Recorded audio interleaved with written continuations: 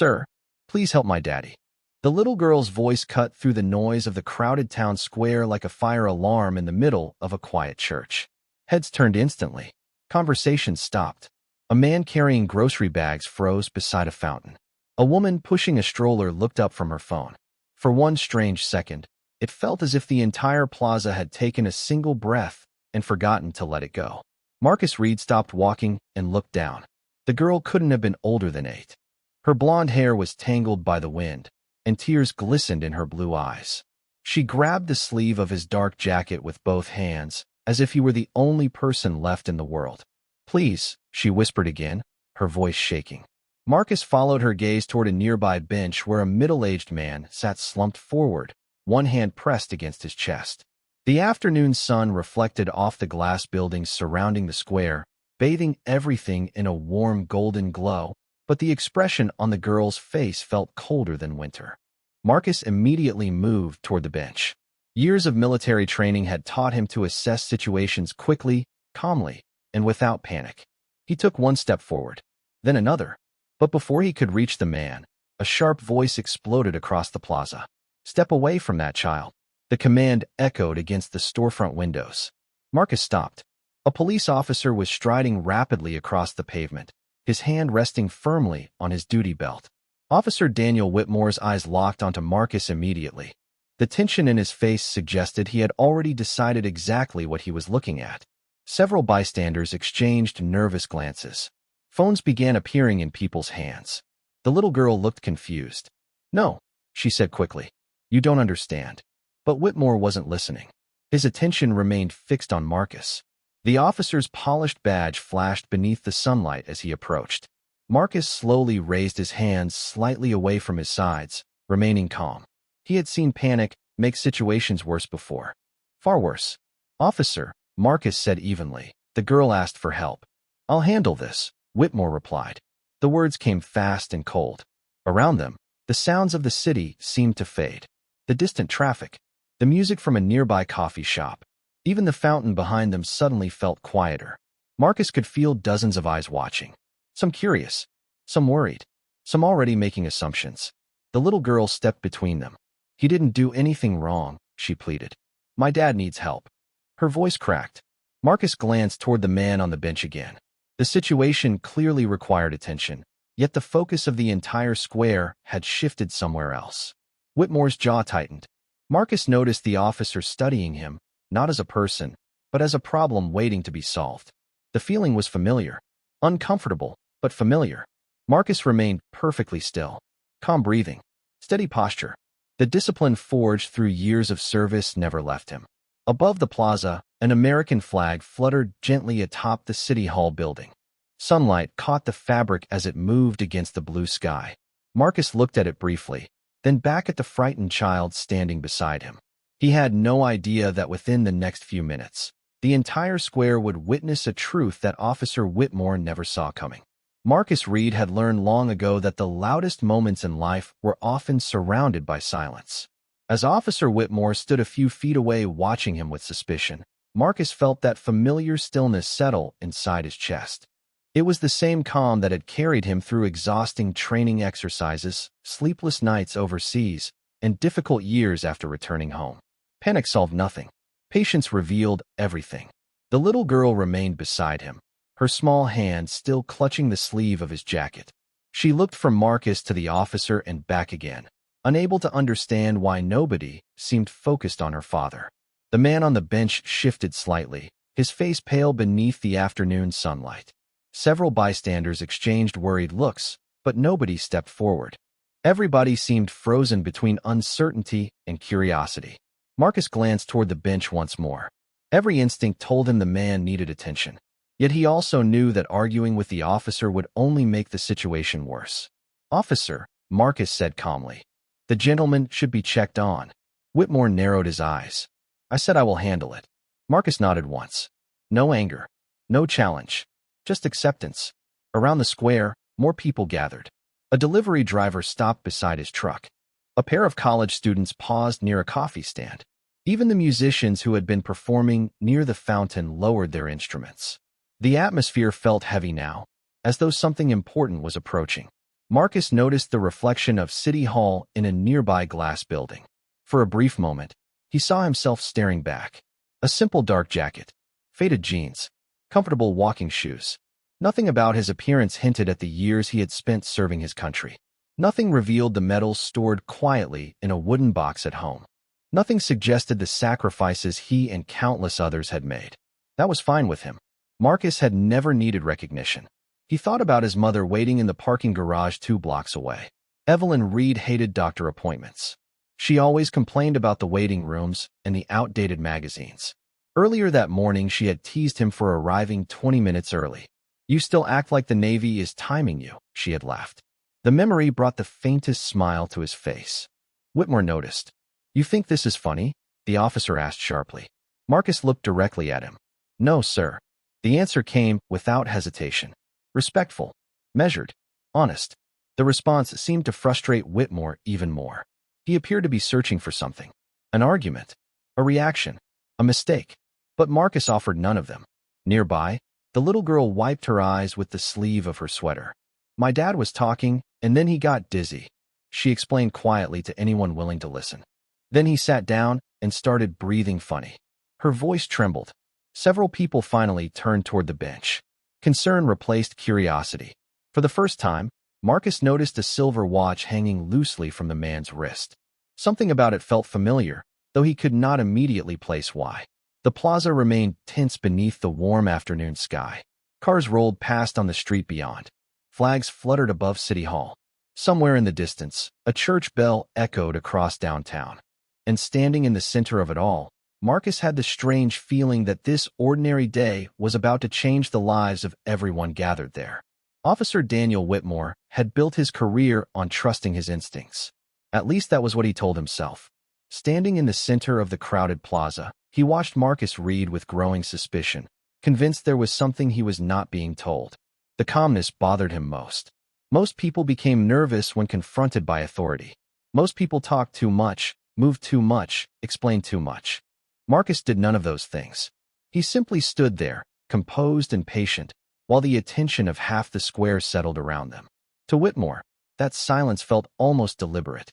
The officer glanced toward the little girl and then toward the man on the bench. For a moment, he seemed uncertain where to focus. Then his attention returned to Marcus. Something about him had already become the center of Whitmore's narrative. The crowd sensed it too. A woman near the fountain lowered her phone and frowned. A retired couple sitting outside a bakery exchanged uneasy looks. The situation no longer felt like a routine interaction. It felt personal. The little girl stepped closer to the bench. "Dad?" she called softly. There was no response.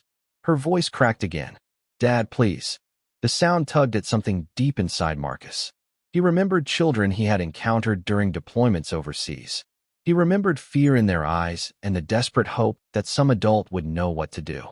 Those memories never truly left a person. They simply settled into quiet corners of the mind and waited.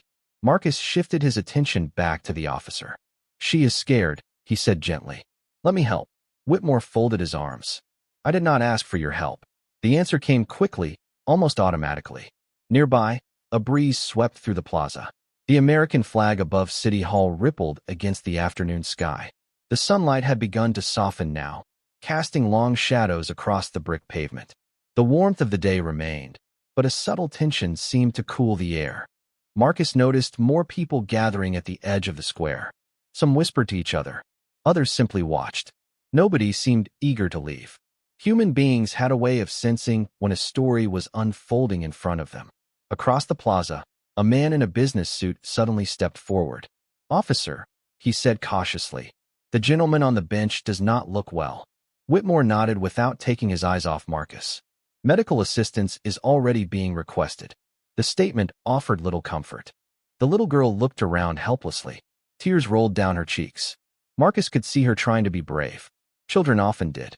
They tried to carry burdens far heavier than their small shoulders should ever bear. Then Marcus saw it again.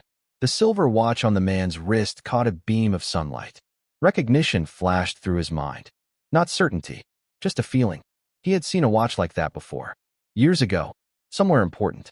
Somewhere connected to a chapter of his life he had not thought about in a long time. Before he could place it, A distant siren echoed through downtown. Several heads turned toward the street. The crowd shifted slightly, and for the first time since the encounter began, uncertainty flickered across Officer Whitmore's face. The situation was no longer moving according to his expectations. It was becoming something bigger, something he could not fully control. Marcus sensed it immediately. Years of experience had taught him how quickly circumstances could change. He looked once more at the frightened girl, the motionless man on the bench, and the growing crowd surrounding them. Then he quietly prepared himself for whatever came next. The distant siren grew louder with every passing second until the sound bounced between the glass buildings surrounding the plaza. People instinctively stepped aside and turned toward the street. A white emergency response vehicle appeared at the corner and rolled toward the square. Relief spread across several faces in the crowd. The little girl immediately looked up. Hope flickered through her tear-filled eyes. "They are here," she whispered. Yet even as help arrived, the tension around Marcus refused to disappear. Officer Whitmore remained focused on him, as though the real problem still stood a few feet away instead of sitting on the bench. Marcus noticed the contradiction, but said nothing. The emergency team quickly moved toward the girl's father. Medical bags opened. Questions were asked. The crowd watched in silence. Marcus stepped back to give them space. He understood procedures. He respected them, but his attention remained on the frightened child standing alone near the fountain. Nobody seemed to notice how small she looked now. The afternoon sunlight had faded into a softer amber glow, stretching long shadows across the brick pavement. "What is your name?" Marcus asked gently. The girl looked up at him. "Emily," she answered. "My dad and I were getting ice cream." Her voice trembled. Then he said he felt strange. Marcus nodded. "The doctors are with him now." Emily swallowed hard and tried to be brave. "Do you think he is going to be okay?" Before Marcus could answer, Whitmore stepped closer. "Do not question the child." The sharp interruption startled Emily. Marcus slowly exhaled. Around them, murmurs spread through the crowd. More people were beginning to notice the officer's behavior. Some exchanged concerned looks. Others quietly shook their heads. A young man near the bakery lowered his phone and frowned. An older woman folded her arms. The atmosphere was changing. Whitmore sensed it too. His posture stiffened. For the first time, he seemed aware that dozens of witnesses were observing every word.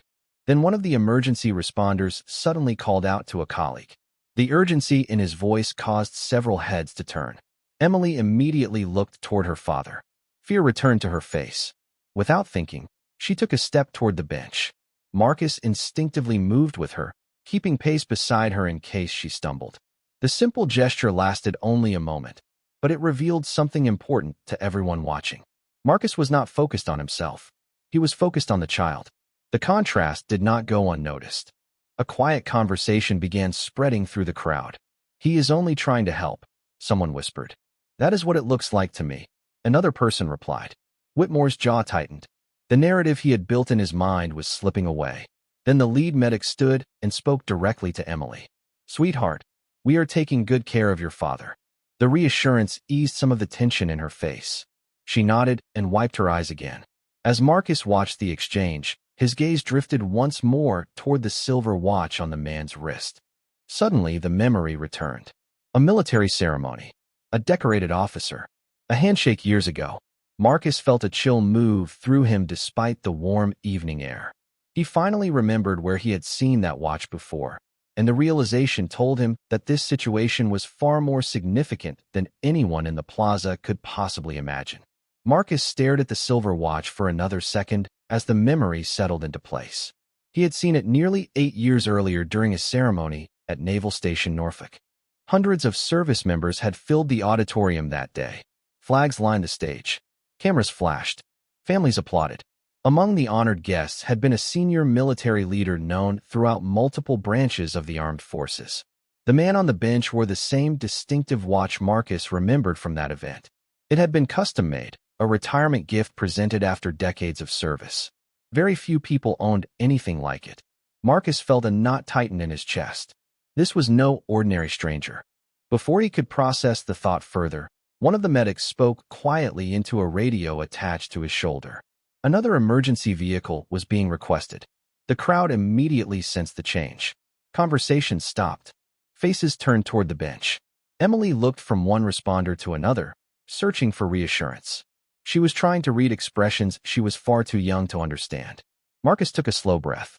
Every instinct inside him wanted to comfort the child. Yet he knew anything he did would likely draw another reaction from Officer Whitmore. The officer remained nearby, watching him more closely than the unfolding medical situation. It was becoming difficult for the crowd to ignore. A woman standing near the fountain finally shook her head. "The little girl is scared," she said softly to the man beside her. "Someone should stay with her." Several people nodded. Whitmore heard them. His expression hardened. The pressure of public attention was beginning to weigh on him. For the first time, uncertainty appeared beneath his confidence. Then Emily suddenly turned toward Marcus. "You were in the military, were you not?" she asked. The question caught him by surprise. "Why would you ask that?"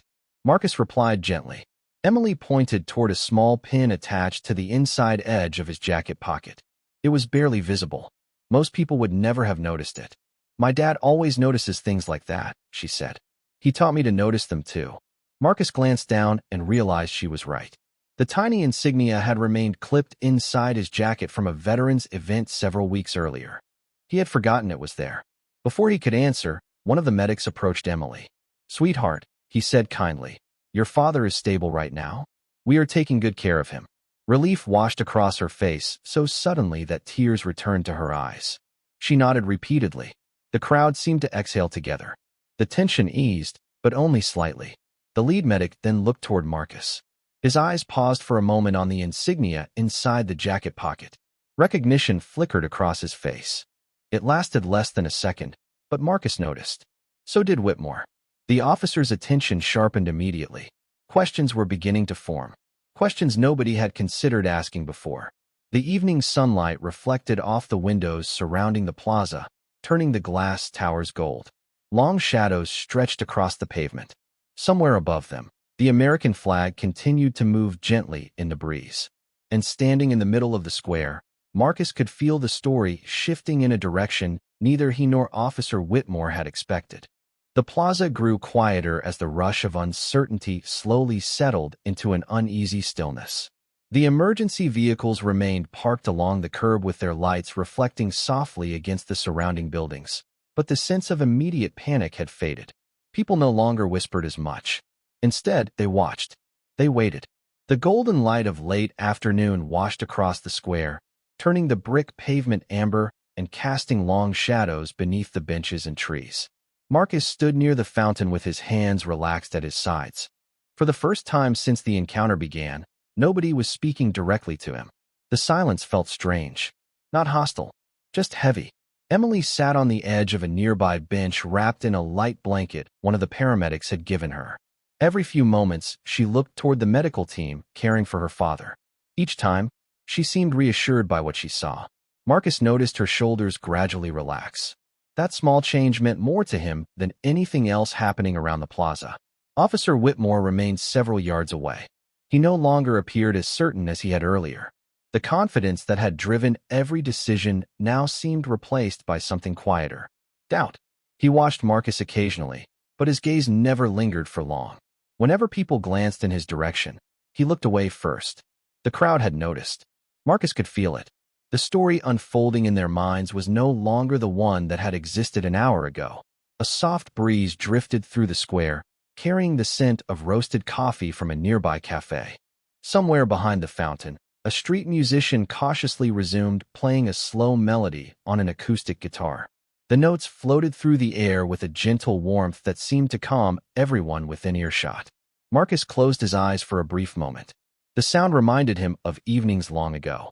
Nights spent sitting beneath open skies with teammates after difficult missions. No speeches, no celebrations, just quiet understanding, the kind that only came after people had been tested together. He opened his eyes and looked up toward the flag above City Hall. It moved steadily against the fading blue sky.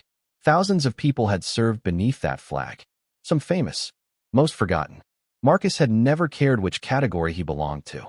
Service was not something he wore for attention. It was simply part of who he was. Emily suddenly walked over and sat beside him. Neither spoke for several seconds. The sounds of the plaza continued around them. Passing cars, the distant guitar, the rustle of leaves overhead. Finally, she looked up at him. "Thank you for staying," she said softly. Marcus smiled. You do not have to thank me. Most people would have left. Marcus glanced toward the medical team and then back at her. Sometimes people need someone to stay. Emily nodded as if she understood more than her years should allow. Across the square, Officer Whitmore quietly watched the exchange. Something shifted behind his eyes. Not fear, not anger, something closer to realization. And as the sun dipped lower behind the buildings, painting the city in gold and copper light, none of them knew that the moment of truth was now closer than ever. The first hint arrived in the form of black SUVs turning slowly into the plaza from the far end of the street. Their polished surfaces reflected the last rays of sunlight as they moved past rows of parked cars and stopped near the emergency vehicles. Conversations immediately faded. Heads turned. Even the street musician lowered his guitar. There was something unmistakable about the disciplined precision of the arrival. Doors opened. Several men and women stepped out, dressed in business attire, yet carrying themselves with the unmistakable posture of people accustomed to responsibility. One of the paramedics looked up and froze. Another quietly straightened his uniform. Emily stood from the bench and stared. They came, she whispered. Marcus followed her gaze. Then he saw a familiar face emerge from the lead vehicle. Time seemed to slow for a moment. The woman walking across the plaza had silver strands in her dark hair and the confident stride of someone who had spent decades making difficult decisions. Lieutenant General Rebecca Hayes. Marcus had not seen her in years. The crowd parted instinctively as she approached the medical team. One of the physicians immediately briefed her. She listened carefully, nodding once before looking toward the bench where Emily's father rested under observation. Her expression softened. Then her eyes moved across the plaza and landed on Marcus. She stopped walking. For a brief second, surprise crossed her face. Marcus Reed, she said. The plaza fell silent. Officer Whitmore turned sharply. Several people exchanged confused glances. Marcus stood slowly. General Hayes, he replied. The woman smiled. Not politely, not formally, genuinely. I cannot believe it.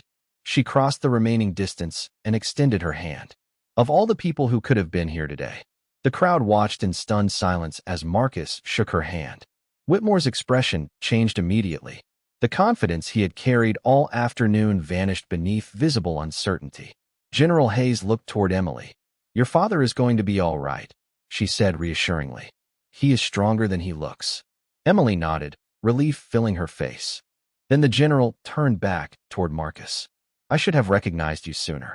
Several people nearby leaned forward slightly, trying to understand the conversation. Recognized me? Marcus asked with a faint smile. General Hayes laughed softly. Marcus, half the leadership at the Pentagon knows who you are. A ripple moved through the crowd. Phones lowered. Eyes widened. Even the officers who had arrived with the general exchanged knowing looks. Whitmore stared in disbelief. General Hayes continued. You saved lives during missions most people will never hear about. You trained teams across 3 continents. You received commendations that are still discussed at leadership seminars. Marcus looked uncomfortable with the attention. I was doing my job.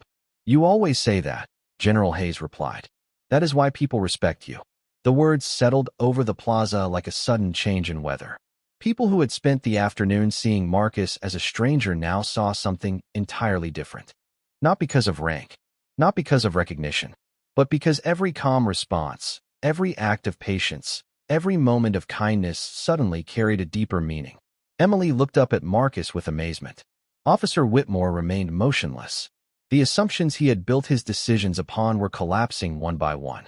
And as the evening sky deepened into shades of orange and blue above the city, the lesson waiting for him was only beginning. For several long seconds, nobody spoke. The plaza seemed suspended between 2 versions of reality. One was the story people thought they understood when the afternoon began. The other was the truth now standing in front of them. The difference between those 2 things felt enormous. General Hayes remained beside Marcus, but her attention slowly shifted toward Officer Whitmore. She did not appear angry. If anything, her expression carried disappointment, the kind that often weighs more heavily than anger ever could. Whitmore stood quietly beneath the fading evening light. The crowd was no longer looking at Marcus with suspicion. They were looking at the officer. The change was impossible to ignore. A cool breeze moved through the square, rustling leaves along the sidewalks and sending a few paper cups rolling across the pavement. Somewhere in the distance, traffic continued moving through downtown as if nothing had happened. Yet for everyone gathered there, everything felt different now. Emily walked over to Marcus and wrapped her arms around his side. It was a simple gesture, innocent and spontaneous. The crowd watched as Marcus gently placed a hand on her shoulder. The little girl looked up at him with complete trust. That image alone seemed to say more than any speech ever could. General Hayes finally broke the silence. "Marcus," she said softly, "you have handled this entire situation with remarkable patience." Marcus gave a small shrug. The child needed support. That was the important thing. The answer drew quiet nods from several people nearby. It was not a performance. It was simply who he was. General Hayes smiled. "You have not changed." Marcus looked toward Emily's father, who was now sitting up and speaking with medical personnel. Relief washed through him. "That is good news," he said. The concern in his voice was genuine. Again, people noticed. Officer Whitmore lowered his eyes briefly.